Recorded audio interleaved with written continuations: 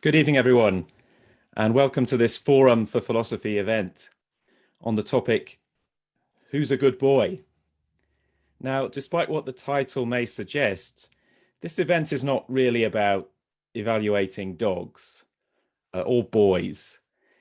It's really about, are they evaluating us? Do some animals evaluate each other? Do they have a sense of right and wrong? A sense of fair and unfair? A concept of ought or ought not? Do they ever participate in moral thought, moral reasoning, moral judgment? Do they feel moral emotions like shame or guilt? We'll be thinking about how these questions can be approached scientifically and what the limits of our ability to approach them scientifically might be. And we'll be asking, if some animals are capable of moral thought, what would that mean for the way we treat them? Would it mean that we should start thinking of these animals as people or persons with rights or not? And would it mean that there might be circumstances in which we should hold an animal responsible for something it's done? And it's a real pleasure to be joined by three brilliant experts on this topic. Kristin Andrews from York University, Canada, Susana Monsó from the Methodological Research Institute in Vienna, and Sarah Brosnan from Georgia State University in America. And let's start with a question for all of you, I think. Is there a particular example of animal behavior that first made you take seriously the idea that a sense of morality might not be uniquely human? It's so often described as something that might set humans apart from the rest of the animal kingdom. Is there an example where you first started to doubt that? An example that made you think maybe they do have a sense of right or wrong, or fair or unfair, ought or ought not? Let's start with you, Sarah. Sure. Thanks, Jonathan. And it's a pleasure to be here with Kristin and Susana. I actually do have an example. When I was a young grad student, my first semester, I was spending a lot of time watching the monkeys I was working with. They were capuchin monkeys. And one of the things we do is we feed them treats because we love them. And so I was outside trying to get peanuts to the entire group. And the alpha male always tries to come up and get them. And he typically can because he's the most dominant individual. So what you do is you hold one peanut way over here while you're feeding the lower ranking individuals over there. And Ozzy, this male, wanted peanuts, or was trying to get more peanuts than he was getting. And so he started going and bringing me other things from the enclosure. So first he brought me a piece of monkey chow and he tried to trade it with me. And then he brought me an orange peel. And then he went inside so he couldn't see me anymore to where they had their fruit and vegetable tray. And he got a whole chunk of a navel orange. So it was fairly large. I think it was a quarter of an orange. And he brought it out and he gave it to me. So I did give him the peanut. But what got me thinking was I was fairly certain that if I had offered Ozzy a peanut and a quarter of a navel orange, he would have picked the orange. So I was wondering why he cared so much about the peanut. Now, leaving aside the fact that essentially both of those foods were available at this point, he could have gotten more oranges. What occurred to me was he might have wanted the peanut because everybody else was getting it. So his subjective value of these different foods was influenced by what everyone else was getting. And if that was true, that led to the possibility that he was irritated because it wasn't fair because I was feeding them peanuts and I was not feeding him peanuts. So at that point, I actually adjusted what I was working on for my dissertation to start trying to test that question and see whether or not there were at least parts of the sense of fairness that we could look at in other species. So that was the moment where you've got oranges, peanuts, and they seem to think not just which thing is the best, but which would it be fair for me to get, given what the other monkeys have got. And that's the key, given what the other ones are getting.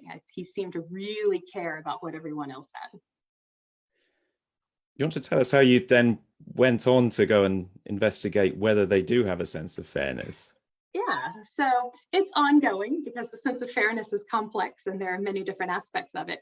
But at that point, I was doing a dissertation looking at value perception, and I had them trained that different tokens, so pieces of rock, pieces of pipe, things and so forth, were worth different foods. And some of the foods they liked better than others. And I had them trading with me to see whether or not they would trade rationally to get the foods that they liked best over those that they liked less well.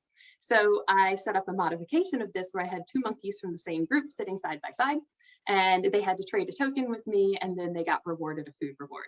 And so in the baseline condition, they both got a piece of cucumber, which is something that monkeys like. I mean, they'll happily eat cucumber. But in the experimental condition, one monkey would trade and get a grape, and then the other one would trade and get a cucumber. So let's say I'm giving Kristin a grape, I'm giving Susana a cucumber. I want to see how Susana responds to that cucumber when Kristin's getting a grape as compared to when they're both getting cucumber. And then we have to control for things like contrast effects. So is Susana just upset because suddenly she sees the grape? So what happens when I show both of them a grape but give them a cucumber, and so forth? I'm confused now. The monkeys aren't actually called Kristin and Susana, right? That's no, but they do have names. What were they really called? Well, we have Ozzy and Nancy and Lulu and Winnie and Lily. I mean, we have lots of monkeys. I promise, Susana, that if I'm getting a grape and you're getting a cucumber, I'll stop working until you get a grape too, all right? So that makes you different than a capuchin monkey, because chimpanzees sometimes do that, but capuchin monkeys do not. Mm-hmm. So the chimpanzees sometimes go on strike. They sometimes appear to be showing solidarity with each other.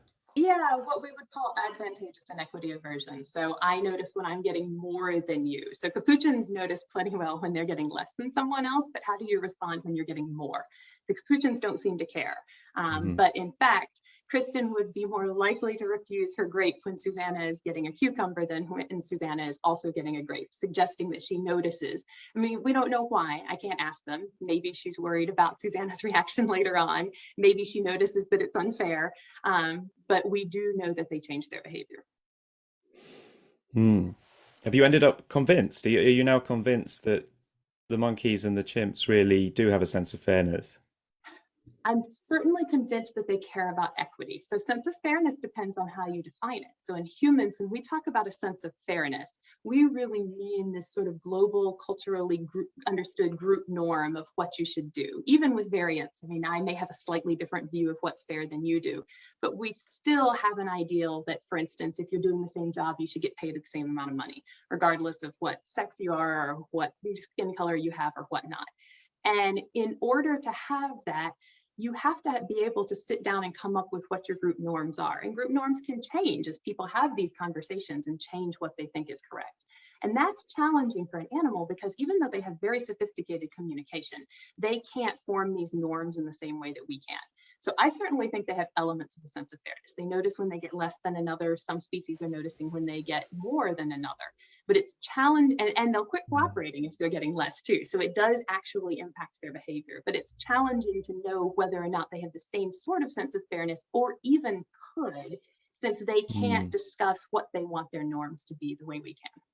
Yes, of course, they're not verbal in the way we would be in that situation. So your work is largely about trying to reduce the sense of fairness down to its basic ingredients. You know, how do you react when two different rewards, two different types of food are unequal?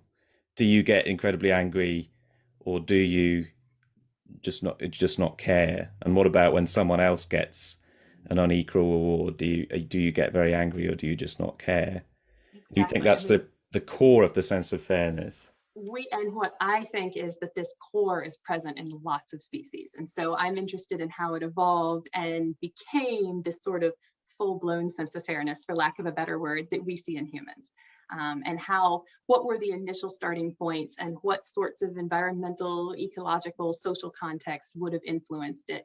I mean, one of the big problems we have is I can measure animals who are upset enough to behaviorally respond, but that doesn't mean that they don't notice even when they don't respond. So in some sense, we're giving the animals a stricter or more stringent test than we are often with humans, because humans may accept something and then tell you that they took it, but they didn't think it was fair. And that's not what we're measuring in the animals. Yeah, Kristin, let's bring you in on this. What's your example? What's your behavior that first made you think there might be morality in animals? Well, one of the first behaviors I saw was, I think, another example of what might be construed as a sense of fairness, but it's not a fairness about equal pay for equal work. It's a sense of the same rule applies to everyone. Now, maybe there's no rule here.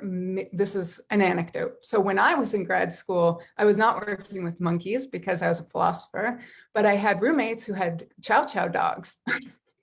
And these two dogs were very well behaved. They weren't my dogs. I knew them, I knew them well enough because I was living with them. And one day, the smaller dog pooped on the carpet. And right after the smaller dog pooped on the carpet, the larger dog nipped her. And we thought, what? Are you protesting this violation of the rule that you're not supposed to poop in the house, that you should be going outside?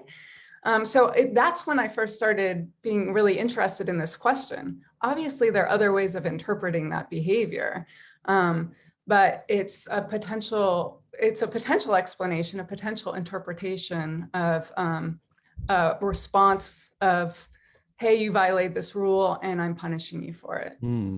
But then later, when I was doing work and that's just one example of potential morality, right? So here's a rule, you broke it and you get punished, or somebody responds to it.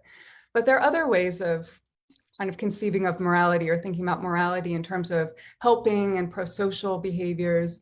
And so I have another example that I think is really interesting with some orangutans I was working with when I went to Borneo with my colleague Ann Russin. So she had a research site with rehab orangutans. So these are little babies who lost their moms, toddlers, and so on. And they go out to a forest school every day and try to learn forest tasks like how to swing from trees without breaking them, and how to process food, and how to navigate in the forest. But one of the orangutans was named Aldrin, and he was really sickly and he didn't like to go up into the trees. He just kind of stayed with the babysitters. And one day we were all out in forest school and the orangutan saw a turtle. And Darwin even wrote about this, that orangutans are terrified of turtles. So the orangutans all ran up in the tree and it was a lot of chaos. And then finally things settled down and they were coming down from the trees, and it was time to hike back to the forest cage where they spend the night. But then we found out that Aldrin wasn't with the group, but also Checheb wasn't with the group. And Checheb was one of the alpha orangutans, 4-year-old alpha orangutan of this group. So the babysitters went back to see what was happening. And what they saw was Checheb was in a tree closer to the rest of the group, but next to Aldrin. Aldrin had never come down from his tree after being scared. And he looked back and then he moved. Checheb looked back at Aldrin and then moved to the next tree. Aldrin came down from that tree and went up the next tree. Checheb, when he saw that, looked back, went to the following tree and led Aldrin back to the group bit by bit, which also was quite an interesting, example of behavior that seemed to show unselfish concern for another member of the group. And then when Aldrin got to the group, Checheb just walked off. There was no like, thank you very much for your service, or that was it. So it shows sympathy, you think, and bondedness, I suppose. Yeah, perhaps. Yeah. They weren't really good friends. I wouldn't say that Aldrin and Checheb were friends, because Checheb was off with the other more active, healthy orangutans. And Aldrin kind of only hung out with the humans. So pity for a weak member of the group. I mean, it's hard enough to know what the right word is when you're describing this about human behavior. And it gets even trickier when you're asking about orangutans or dogs or monkeys. It's interesting that you're picking up on a very different ingredient of a sense of morality, I suppose. That we had Sarah talking about the sense of fairness. This is something completely different, isn't it? So just feeling sympathy, just caring about what happens to someone else. I mean, that could be very widespread indeed, couldn't it? If you think of bees and ants and all of the social creatures there are in the world, potentially these different ingredients of a sense of morality could come apart and have very different distributions. Yeah, I'd agree. I think that the term morality is not entirely well defined. and probably is more of an umbrella term, and there are lots of different things that we can find under it. And the best way to examine whether animals have morality is to figure out what these different elements are and then ask more specific questions about those elements. Which elements do they have? You know, do they have a basic sense of fairness? Do they have basic sense of sympathy, and so on? Let's bring in Susana then. And Susana, what's your example? Well, actually, it might also be an example of like another aspect of morality, because I've been interested in more kind of low-level morality, or morality that's dependent on very kind of the intellectualized capacity. So not so much sense of fairness or moral judgment or rules, moral norms that seem to be a bit more demanding than other capacities.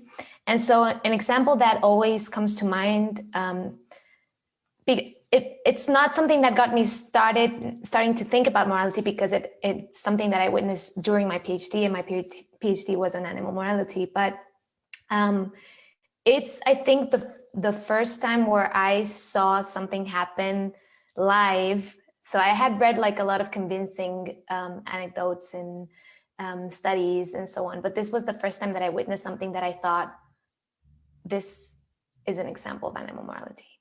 And it happened to me while I was living in Miami during my PhD, and I lived with several dogs, and one of them was this puppy who was a pit bull called Chico, and he was absolutely fearless, and he was also, I mean, he was very, very naughty, and he was always trying to wreak havoc wherever he went.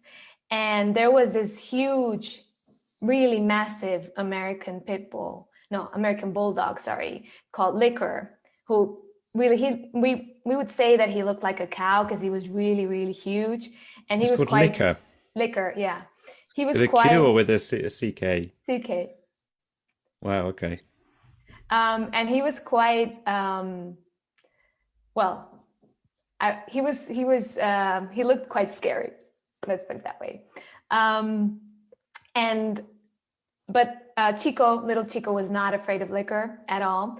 And one of his favorite things to do in the world was to bite Liquor, and he would bite him in the face, around the mouth, and on the ears and everything. And Liquor was so patient, so patient with Chico. I mean, clearly it must have hurt, the little pointy puppy teeth that he had at the time. Imagine that on your face. And Liquor was clearly kind of annoyed by it, but he was so gentle. He would just kind of, move his head and like gently push him away or turn away. Never did he growl or bare his teeth or bark at Chico. Never, ever. So I thought this was an example of tolerance or patience towards a puppy. And I'm pretty sure that Liquor would not have reacted that way if it had been an adult dog biting him in the face. So it's a different way of manifesting concern for others, maybe, but through tolerance of their mistakes. Yeah. So lately, I've become very interested in the issue of touch and how animals navigate their touch interactions, because touch it's there to kind of watch over our body, and it's a sign that our bodies are vulnerable, right? That's one of the reasons why we have a sense of touch. And I think it's very interesting to look at how animals navigate each other's vulnerability that way. And it's something that hasn't received that much attention and might kind of be more of a low level kind of morality, but that's also interesting. And it can also show this kind of concern for others. Yeah, great. Should we think about a different question, which is about how we study this sort of thing scientifically?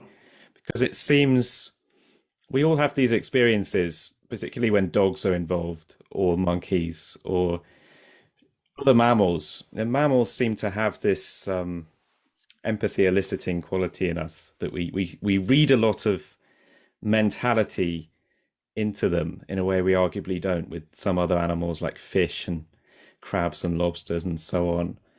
How do we start building a science of animal morality that goes beyond those initial reactions in the moment to try and study these things rigorously and scientifically? And what are the main methodological challenges we face when we're really trying to do that and really trying to make an evidence-based case for morality in animals? And should we start with Sarah on this, because you've been on the front line of this for a long time? Yeah, I mean, I alluded to a lot of this earlier, but one of the challenges is we can't ask them. So we are reliant on behavioral responses, or for most of us who do non-invasive work, maybe something like an eye tracker or looking at hormone levels, but you can't go in and say, how did you feel about that? I know you accepted that cucumber, but Susana, did that make you upset? And so we have to design experiments where we see how they respond, and that inevitably means coming up with something that they're going to notice and that they're willing to respond to. For instance, we've done work looking at how responses to inequity vary based on the food reward, and within subject studies, meaning that we're using the same animals repeatedly so we can compare their own responses to their previous ones.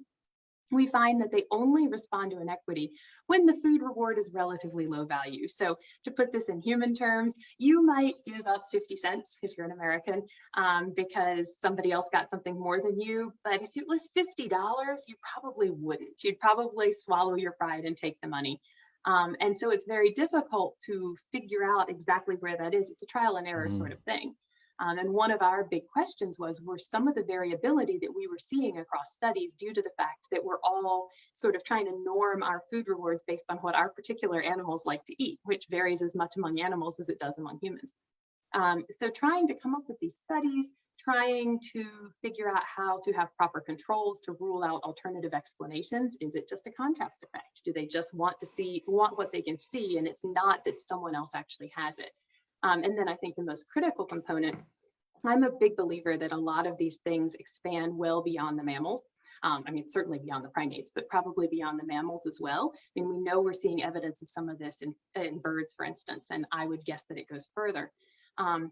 And so what that means is we have to figure out how to ask the same questions in multiple different species, which is trickier than it sounds because every species has their own body plan, they have their own preferences. I mean, how do you test a reptile that eats once a week if you're using food rewards? You can't do 30 trials in a row.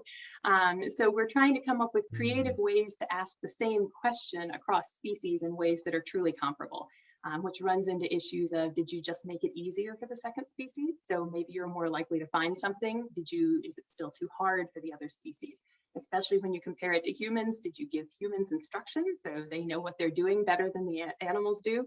Animals are working with non-conspecific experimenters, so they're working with humans, whereas humans are working with another human being. So that automatically biases them to be better able to read the experimenter's intentions and goals and so forth, and probably be more comfortable with them. When we work with humans, we typically are sitting right up next to them. When you work with animals, especially if you're working with something large or dangerous, like say a lion, there's space between you and them. So you don't have that direct interaction, which gets back to Susana's idea of touch. There's a serious physical distance, which probably translates into emotional and cognitive distance as well. So this can be done, but it's the sort of thing that takes an extraordinarily long time, and ideally collaboration amongst multiple researchers working in multiple different areas with different species to try and come up with very similar paradigms. Because I think that much like what I said with the sense of fairness, I suspect the roots of morality are very, very deep.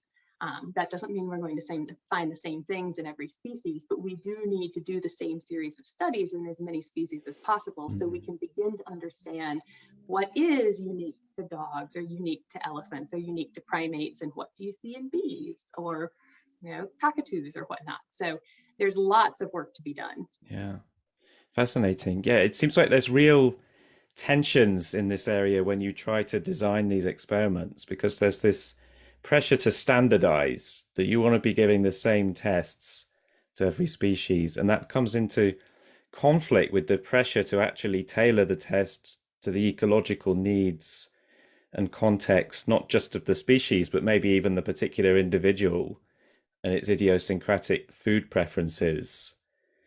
Do you see any way to escape that tension? Yeah, well, yes, but no way that's fast. So I always joke that this is a career and not a dissertation.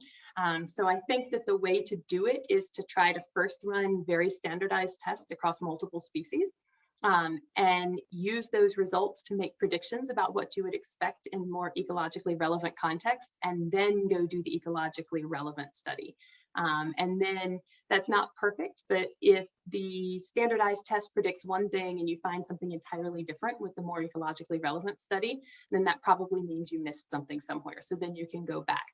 So you can use very standardized paradigms like a bar pull or economic games or whatnot to try and look at this across as many species as you have access to, and then see if that actually matches what you're seeing. And then ideally also work with field workers so you can go see if we're actually seeing this in the wild. I mean, it's one thing to show that they have it. It's another question whether or not it's a relevant behavior that manifests and how it manifests. Okay, so they have a sense of fairness. In the wild, they are not trading tokens with experimenters for grapes. So what sorts of situations would you expect to see this? It's this concept of ecological validity, isn't it? That we want what happens in the lab to be ecologically valid, to actually make sense in terms of providing insight into what's going on in the heads of the animals in the wild. Yep. Yeah, I think it's interesting. There's this other tension as well, it seems, from what you were saying, that there's also this tension between, on the one hand, wanting to be detached, as an experimenter, keep your distance from the animals, be impartial, be unbiased, and at the same time needing to actually bond with them and get to know them so that they actually do things for you and they do the tasks you set them. They have to trust you. And honestly, if you don't really know your animals, you aren't going to know the interesting questions to ask. So for instance, with my Capuchin groups, my graduate students do observations, which are useful because we now have a non-biased measure of how much time Lily is spending with Lexi versus with Ren, and that's important. But it also makes sure that the students are spending lots of time watching the animals. What sorts of questions are interesting? What are the best, if you have a different question, how best to answer it? What sorts of tasks are going to be easy for them? And what sorts of tasks are you going to spend so much time training them that you're not really confident that the results you got are valid?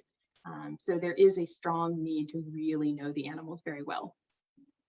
Let's bring Kristin in on this. I mean, Kristin, you've written 2 books about the methodology of animal minds research. What do you see as the biggest, toughest challenges? Well, first, I'd like to just point out that a lot of what Sarah was describing as challenges exist for human research as well.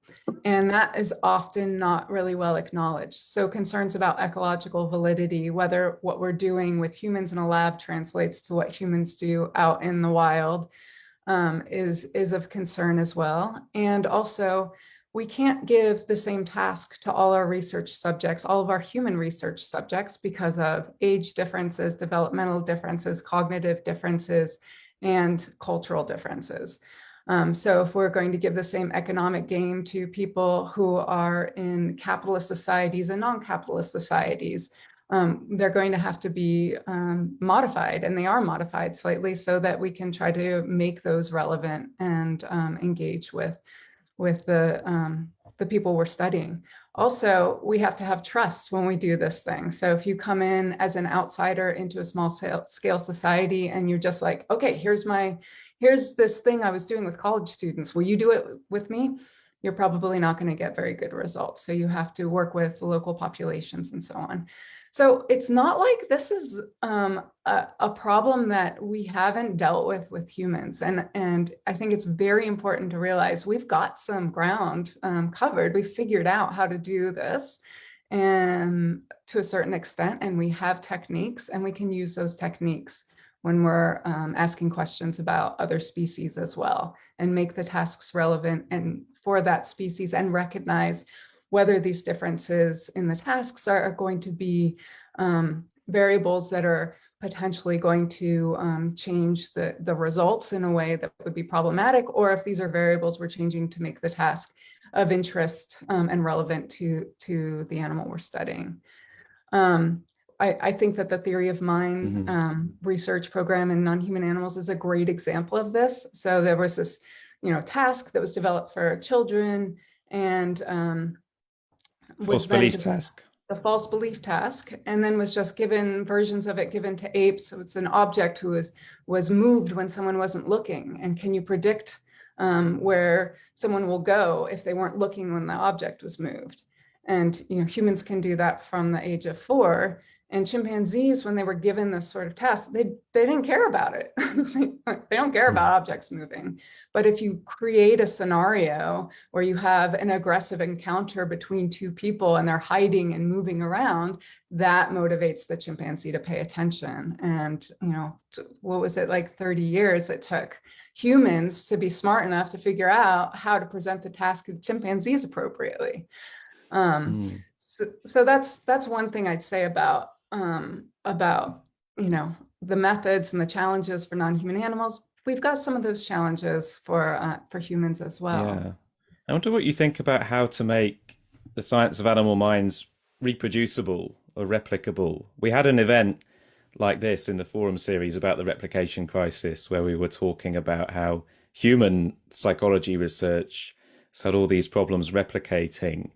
At least with humans, there are more humans you can try the experiment on, whereas with research on primates and great apes in particular, you've got the ones you've got, and you can't just go and reproduce the experiment with a completely new population.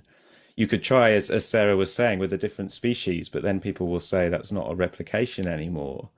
How does the field get out of that, do you think?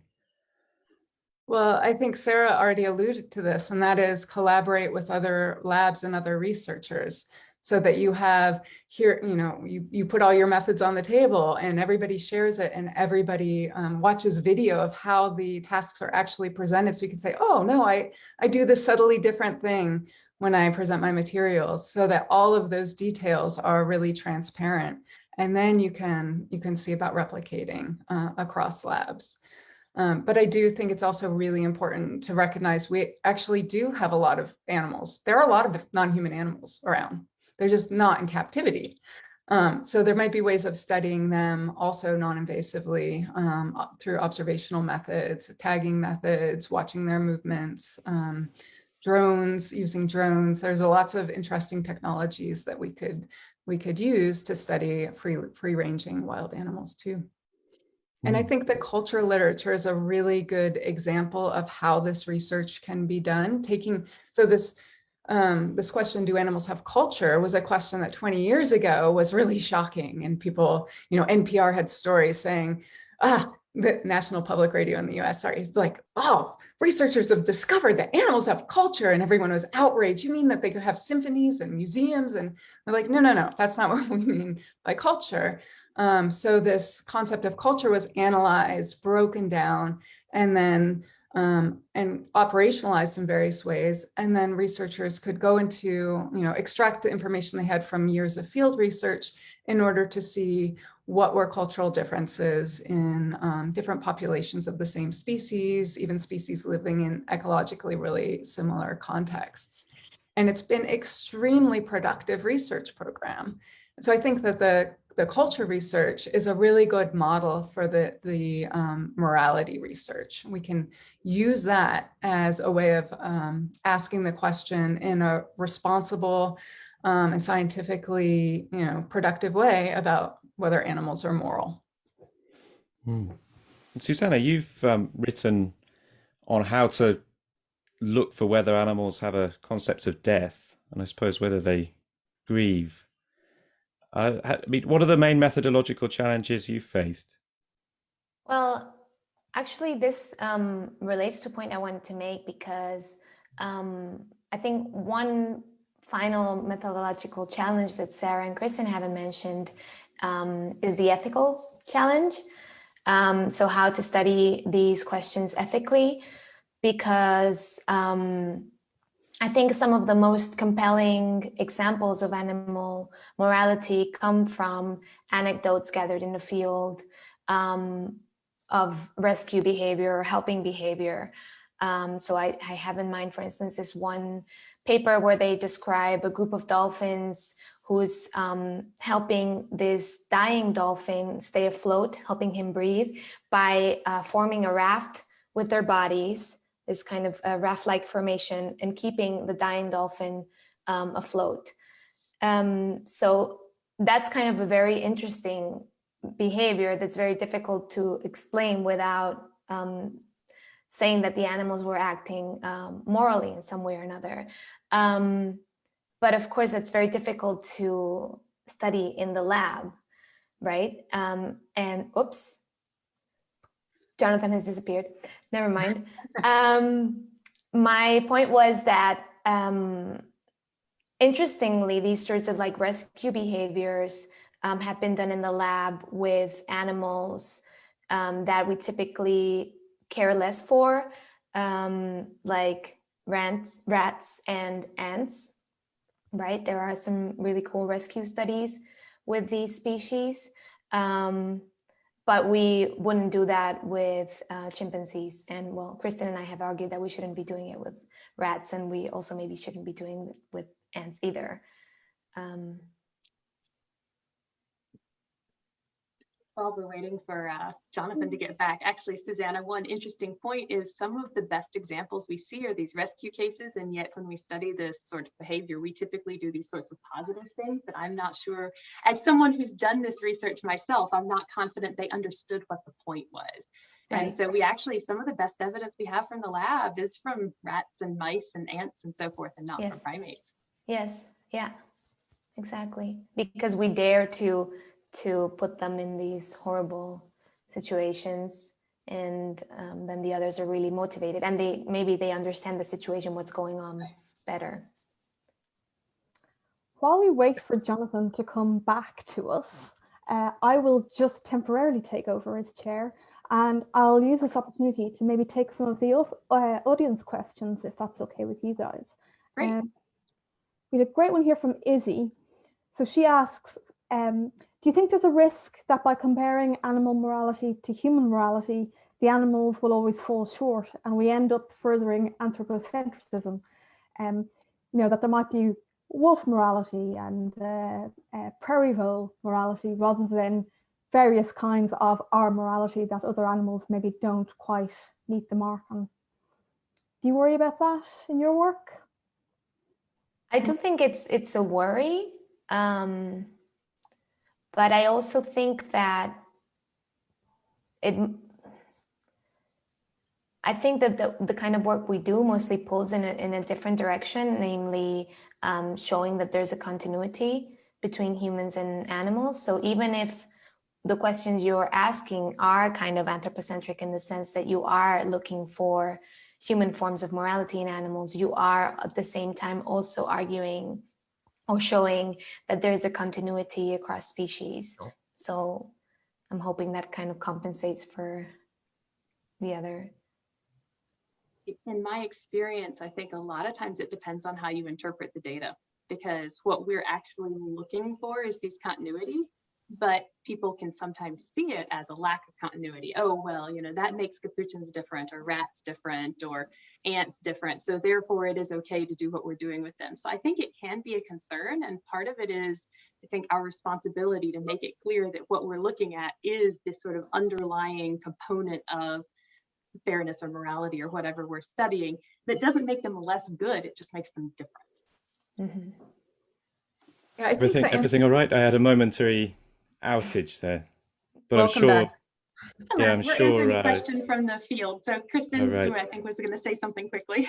Yeah, I was just going to say that I think that anthropocentrism is maybe more of a methodological challenge than a worry about outcomes, because there is such diversity in what morality is among humans as well. So, I mean, even if you walk into an intro ethics philosophy class, you'll see the philosophers are all fighting about what ethics is. So yeah, it might help us recognize diversity among humans more to see that there are different kinds of moralities in different species too. That's the hope. Yeah. I don't think you need me really anyway. I think I'm like the conductor in an orchestra, where if the conductor just walked off, would it really make any difference? I don't know. But anyway, we're going on to morality anyway, to our moral obligations towards animals and how they might be affected by the realization that animals themselves have a sense of morality. In particular, there's this fascinating question of, are some animals people? Are they persons, which is not to say are they humans, but are they a different kind of person? Kristin, that's something you've been weighing in on recently with the philosopher's brief on chimpanzee personhood. How do you see these issues as relating? The question of whether chimpanzees are persons and the question of whether they have a sense of morality. So I think that you don't need to have a sense of morality to be a person. I think that a person is someone who is an individual who has certain sorts of desires and interests. And because they have desires and interests and values, there's a certain kind of respect that we must give to the fact that they have these interests and values and so on. Most humans, adult humans, are persons and moral agents. But there are a lot of humans who aren't. So children are a clear example, right? Don't tell a 3-year-old that they're not a person. They're very much a person. But we don't hold them morally responsible for their norm violations. We see instead that we're in a pedagogical relationship with them. We're trying to teach them how to be a moral agent when they start to get the cognitive capacities to fulfill moral agency. And we also see some adults who we would consider to be a person, but not a moral agent, someone we wouldn't hold morally responsible, perhaps because they have dementia or some other sort of cognitive issues. Yeah. So what do you think the case for thinking of some animals as persons rests on then, if it's not their capacity for morality? Yeah, so like I said, that they have interests and values. That there are things that they care about is really what it boils down to. So in the philosopher's brief that I co-authored with a bunch of other philosophers, some who are in this audience right now, we argued that there are lots of different ways of thinking about persons, and there's no big agreement about what a person is, but on all of these ways of thinking about persons, chimpanzees are persons. And we were doing this in part to support a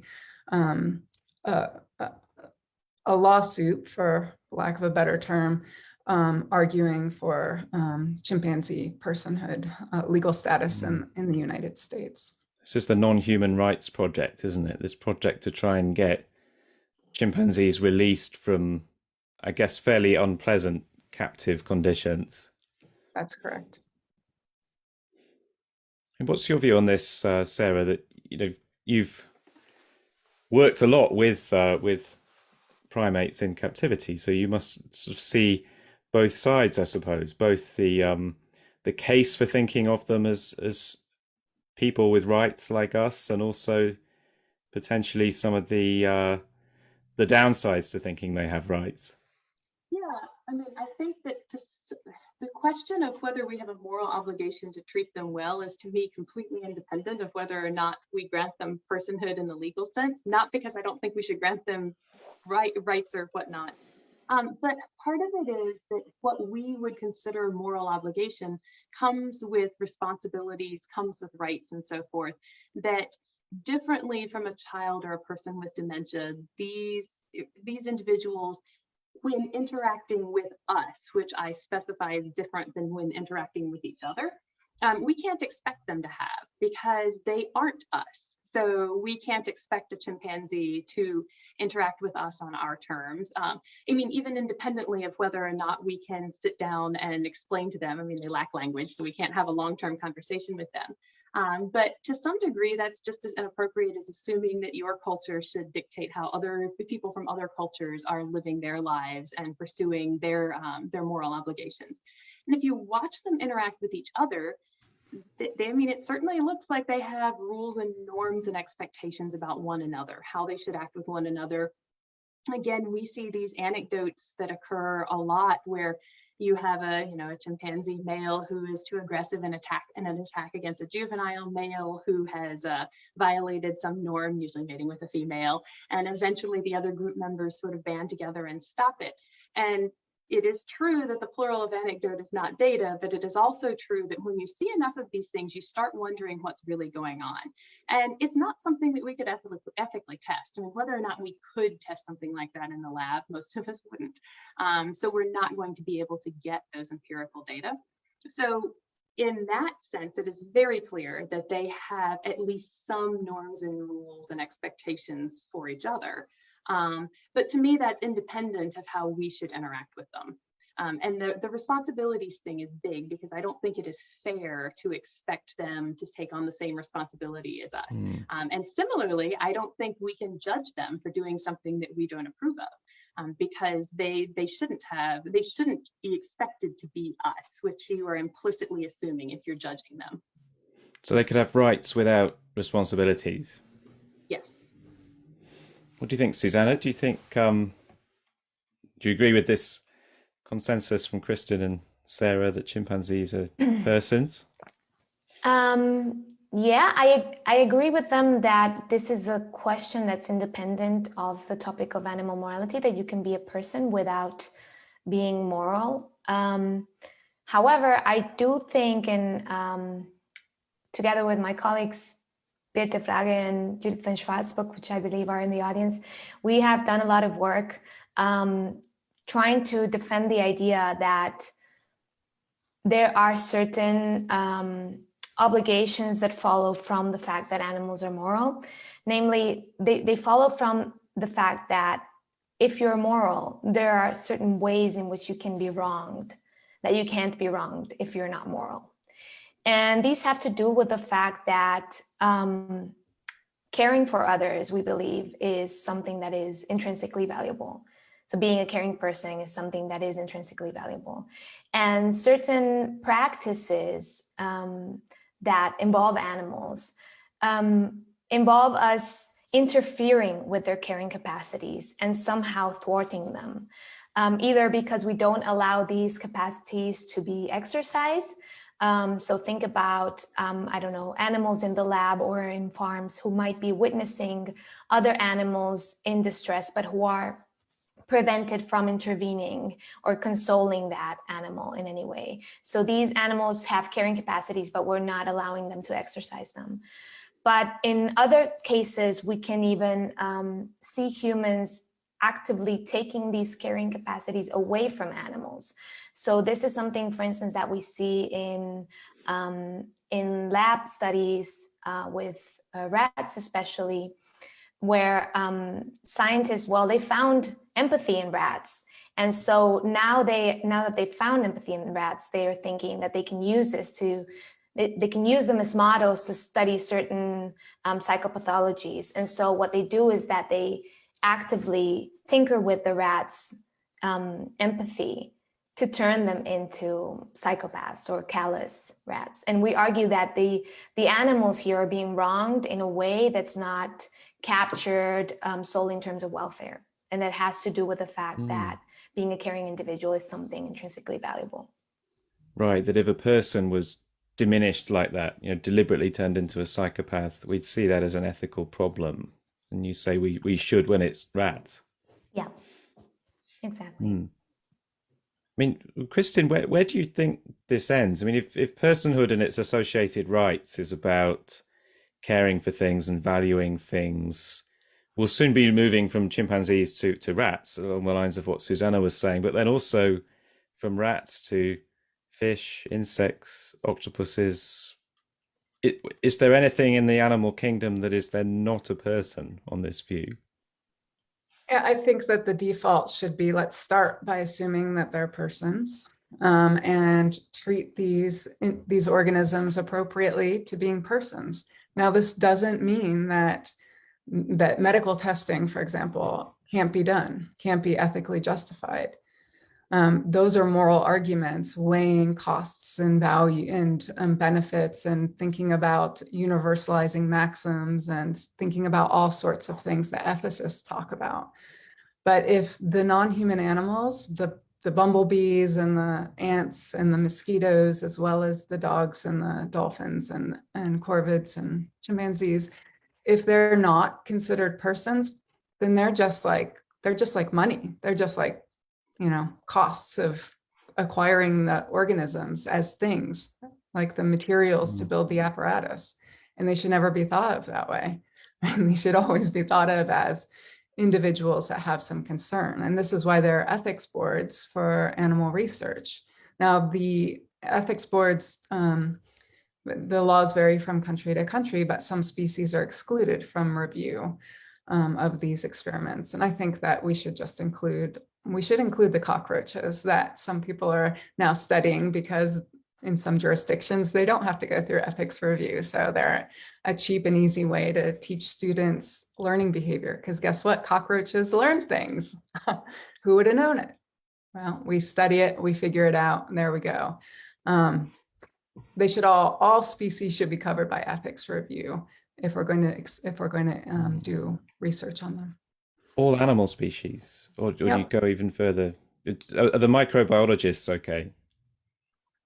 Yeah, I mean, because I don't have any expertise in that area, I'm not going to weigh in on that. And the same goes for plants. I just don't have expertise in that area. But I think that it's not a silly question to ask. And that is, that's even a radical claim, I think, to say it's not a silly question to ask. My students used to ask me things like that when I would talk about chimpanzees 20 years ago. When I started teaching this, they'd say, wait, what about plants and what about bees? And I'd say, oh, you're ridiculous. That's so silly. And so at least for me, it's been a transformation in thinking that, no, maybe we have to, maybe I need to be more consistent and say, I just don't know enough about those other kinds of organisms to answer the question. I agree. It's definitely not a silly question to ask in relation to bees. Yeah, I mean, my Foundations of Animal Sentience project is partly premised on that not being a silly question to ask about bees. Plants, I'm not so sure. I think if plant science had to go through ethical review, no one would have any idea how to conduct that ethical review. Well, before Lars Chitka came up with what he taught us about bees, you might have said the same thing about bees. I think we just have to follow the science. And instead of saying, well, there was somebody who wrote this paper about the precautionary principle. I forget who it was. Maybe it was Jonathan Birch. Anyway, I think that the right thing to do in the case of all of the organisms, all of the animal species, is to say, let's start with the assumption that they're persons. And if we find out otherwise, then okay, great. We don't have to do ethics review with them anymore. That's a different precautionary principle to the one I was advocating, but I know. it is a precautionary approach taken further. Yeah. So we're going to turn to audience questions now, and please type any questions you have in the Q&A box, and we'll see how many we can get to. We might not be able to get to all of them. So let's see. Do you think there are any potential negative issues in people seeing non-human animals as moral beings? It's mentioned at the start that it might improve how people treat animals, but I wonder if it could do the opposite. For example, I see many posts on social media demonizing birds of prey or other carnivorous birds for killing other animals, calling them vicious, nasty, evil, etc. You do hear that sometimes, don't you? This idea that there's something bad about predators and that maybe we should try to reduce the number of predators in the world. Who would like to respond to that? I think that there can be something bad about predators without it having to imply that we should do something about predation. I think those are two separate questions.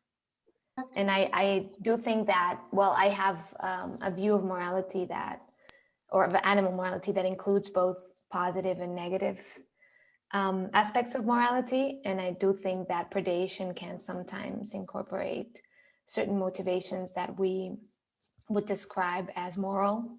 So certain cruel motivations, prolonging the suffering of the prey on purpose, or that could be the case. I'm not certain, but I think it's a possibility.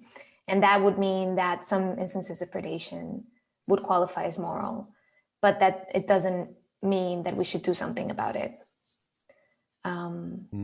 I always think orcas present this dilemma, don't they? I mean, they're the most wonderful telegenic animals, and they also seem unbelievably brutal. Yes, and they seem to kill for pleasure. They seem to sometimes kill other animals just for the sake of it. And they do things like play football with their body parts and things like that.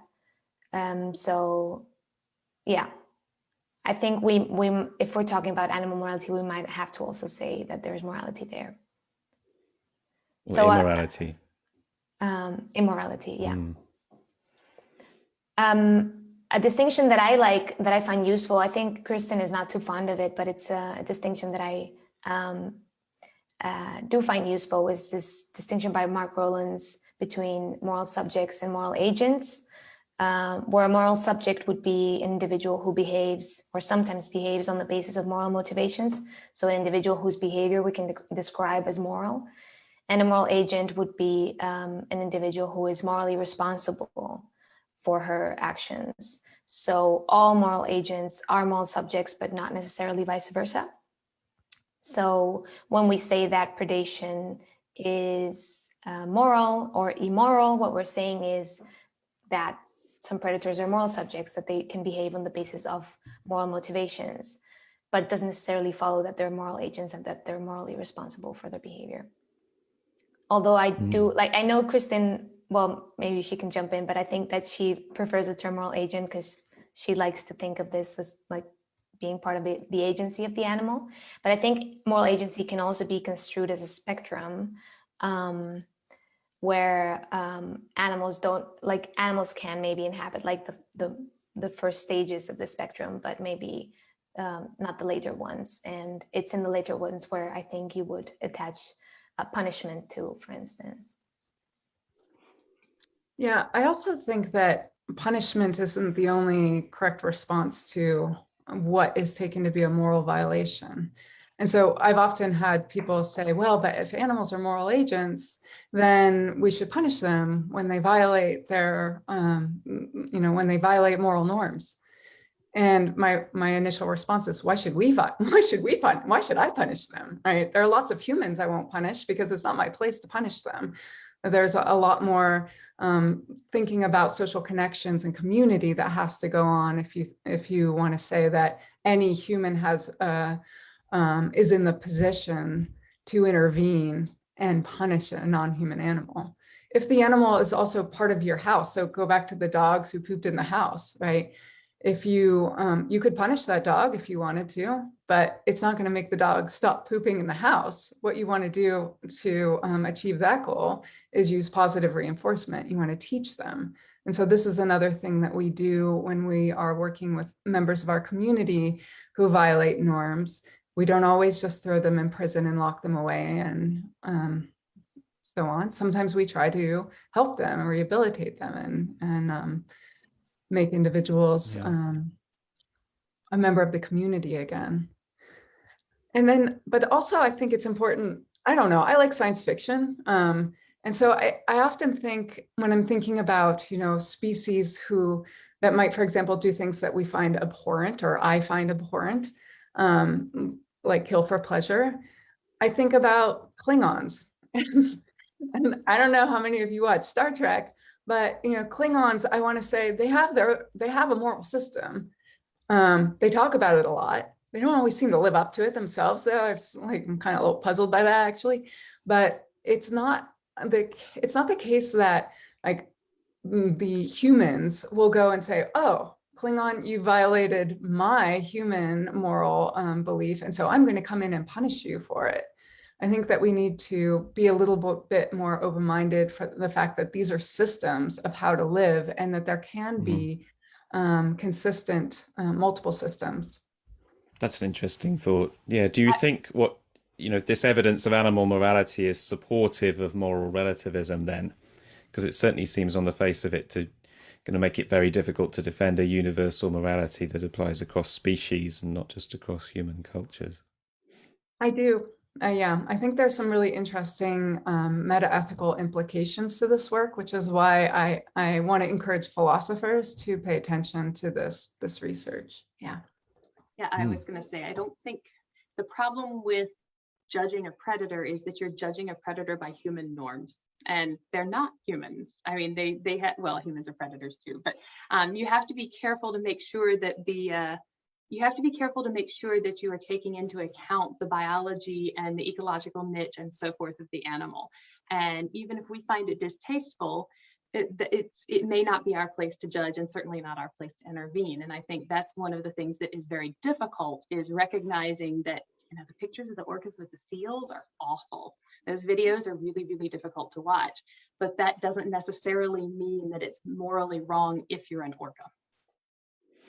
One of the questions here is, are we seeing anything at the core of the moralities of different species that is constant across species?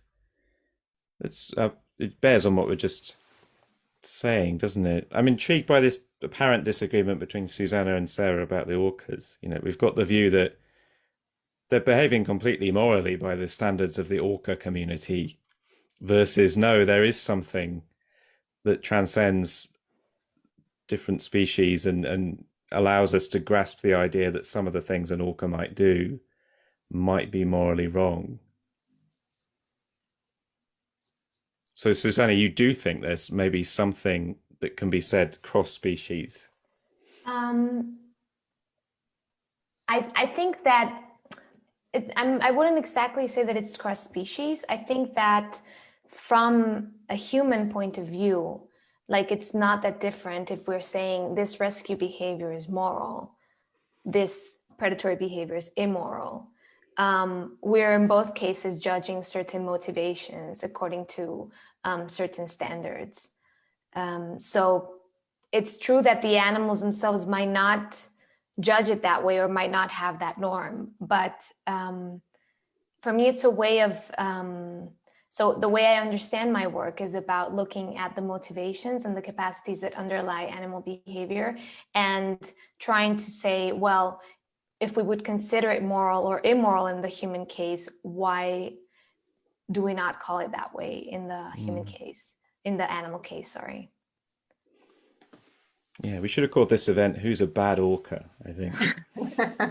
So there's a question about third-party punishment. Some have argued that the roots of moral thought can be observed in third-party punishment, where individuals punish a transgressor or norm violator even when they themselves are not directly affected. Certainly that third-party enforcement seems to be a very common feature of human social norms. So what are the speakers' views about this as a behavioural marker of moral obligations? What do you think, Sarah? Yeah, so I think if you see third-party punishment, it probably implies underlying norms or social rulers, or whatever we want to call them, that qualify as a moral rule. That implies an ought, because it's not necessarily in my benefit. I mean, even in situations where, say, an alpha male does policing, which in the long run benefits the male by having a nice, stable social group and everyone's getting along, that still suggests that there is an ought, how other individuals ought to behave. I would, however, say that I don't think third-party punishment is necessary to say that there are at least underpinnings of moral behavior, or behaviors that are tied into the evolution of moral behavior. Because I think, for instance, you could see sympathy towards others. I mean, we see lots of species that are social show sympathy towards others in their group, maybe not out of their group and maybe not other species, which is why we have to be really careful not to fall into the trap of, other species are doing it, therefore it's okay with us. That is definitely not okay. But we see other sorts of moral behaviors that probably are pretty consistent, paying attention to the well-being of others. Even the more sort of negative moral behaviors like fairness, I'm judging what I should get based on what you got, that's still attention to others. So these sorts of standardized social rules that help the smooth functioning of the social group and provide this sort of basis for how the group's behavior form, I think those are all basic moral rules, and you don't need third-party punishment in order to have these sort of baseline norms. Here's another question. Is there a worry that experiments with biological rewards, by which I suppose they mean food, peanuts and bits of fruit and things like that, could miss something important in understanding animal social behavior? In the case of human children, lab-based experiments sometimes cause a decrease in intrinsic motivation.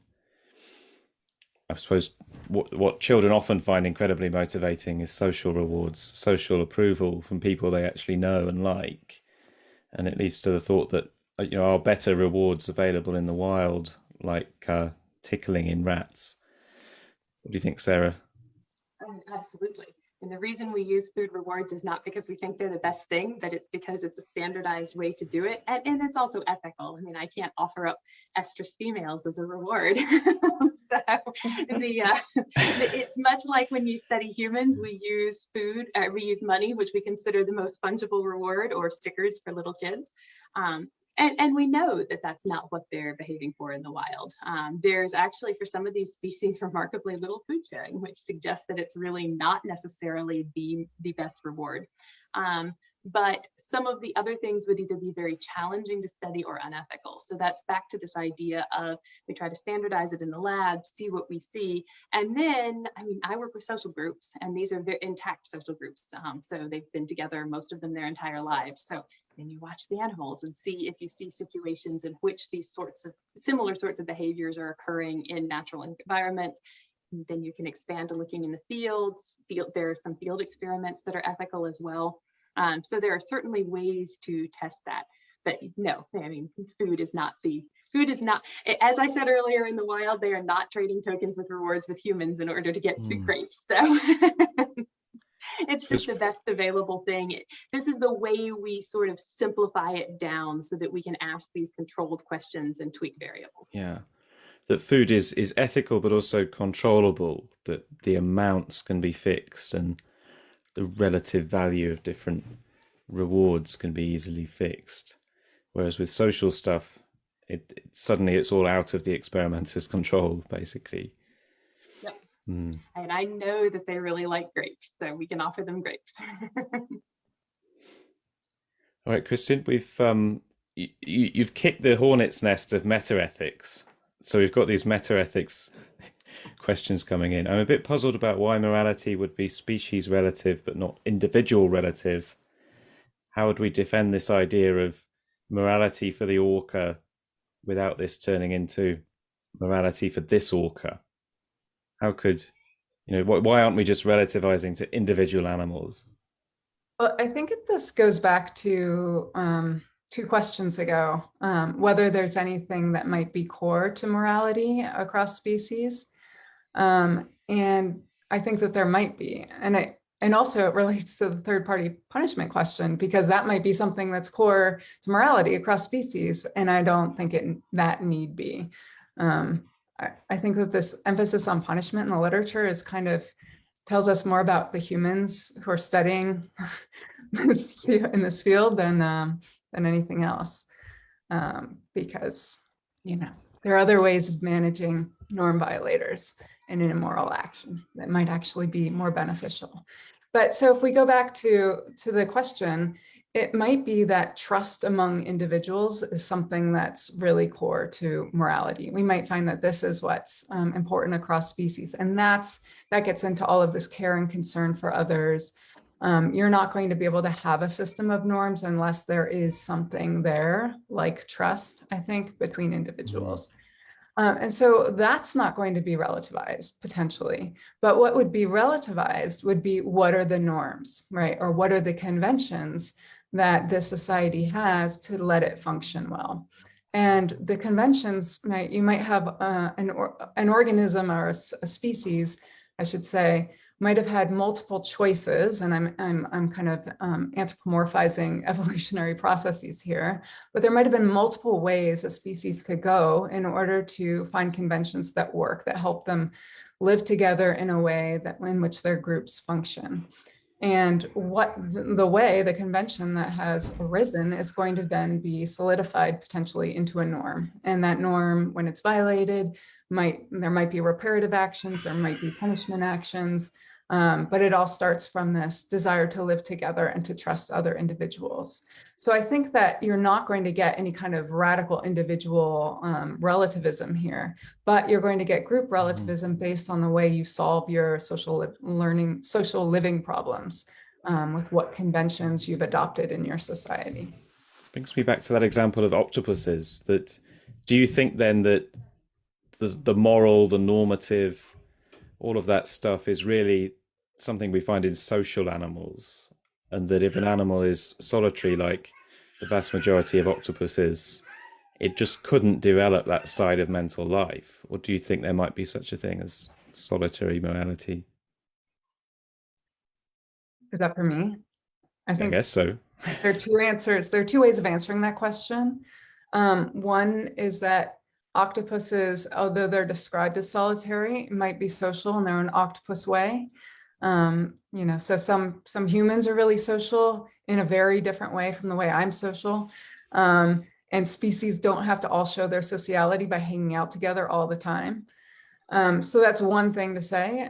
Second thing to say is that the model that I just described might be one, so there might be multiple cores to morality, and the social core, the social way might be just one. And that's an open question in my mind.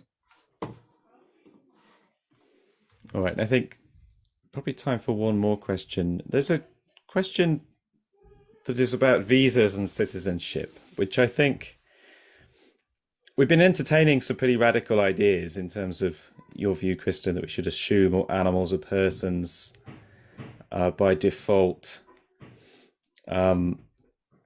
One of the more radical ideas out there in the sort of animal rights world is this idea from the Donaldson and Kimlicka book, Zoopolis, that actually we should be thinking of animals as citizens and that they should have various citizenship rights, which might conceivably include sort of freedom of movement rights and things like that.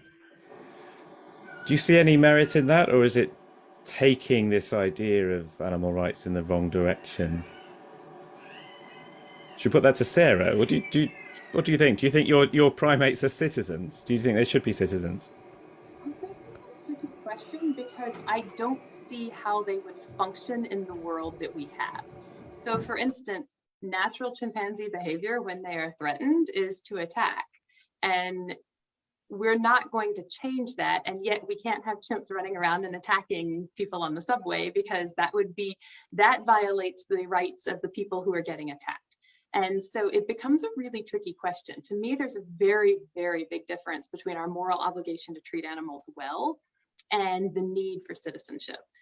Because I think you can easily cross over that line where in granting the animals their rights, you then impinge on the rights of other individuals. Maybe not just humans too. I mean, they also are meat eaters, so they might eat your pet cat. And so that becomes a really difficult question. And I don't think that the chimp would be responsible for their actions in that case either, because they're not a human. So this gets back to this idea of moral relativism, which I don't actually think it's a relativism based on the intrinsic biology of the species in question, not on some, we're going to shift it around for whatever is convenient for us today sort of subjectivity. And so I really don't think we could hold them responsible either. And that is a different sort of question about citizenship. We certainly have people who we, at least for time periods, think that we have the right to take away some of their freedoms as well. And whether we should or not is an open question. I happen to agree with Kristin that I think there are better ways than punishment most of the time. But it's a much trickier issue than just asking about the chimpanzees. But I don't think that saying we shouldn't give them citizenship is the same as saying that we don't have a moral obligation to make sure that they're treated well, that they are not in horrible circumstances, they shouldn't be taken advantage of, and so forth. What do you think, Kristin? Citizenship for animals? Yeah, well, so I think that Donaldson and Kimlicka's proposal is really interesting. And just to clarify, the claim isn't that all persons should be citizens. It's much more nuanced than that. And they're looking at different political statuses for different sorts of animals. So the animals that live in our homes, like our pets, would get kind of much, much higher of a status than a chimpanzee who lived in a zoo.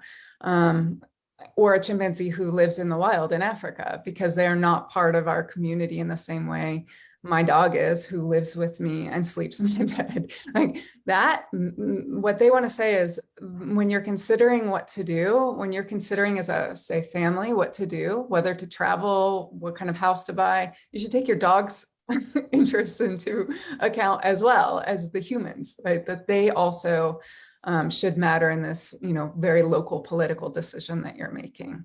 I don't see any value in asking whether chimpanzees or any animal should be a citizen.